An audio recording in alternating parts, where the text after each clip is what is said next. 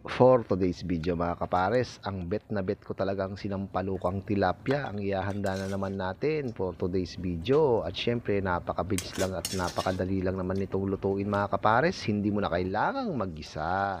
At nakabili nga pala ako ng 2 pirasong tilapia na imbis na iprito ko dahil may natira nga tayong sampalok pati na rin yung pahinog ng sitaw ay sasama ko na nga sa ating lulutuin para hindi masayang. Hiniwaan ko nga lang yan ng sibuyas pati na rin ang luya, ganito nga lang yung gagamitin natin dyan.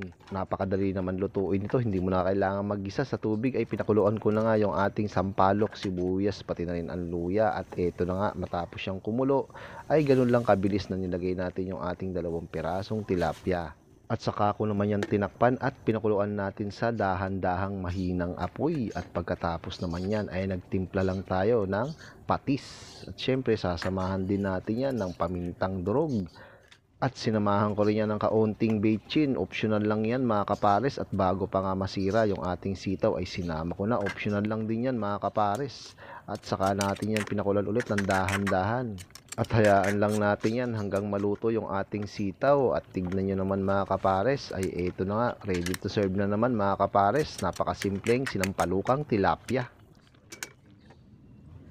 At nakapagluto na naman tayo mga kapares ng isang simpleng sinampalukang tilapia. At eto na nga mga kapares. Wow. Aw, sarap, panalo.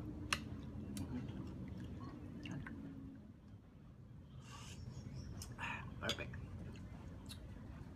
Po.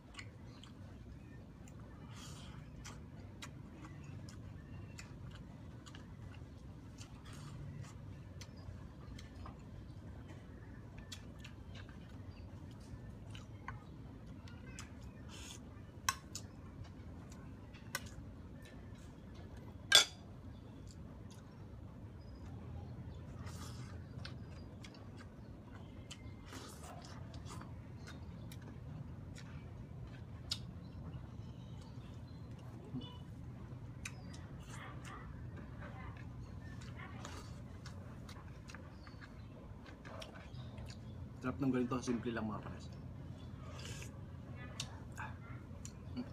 Panalo.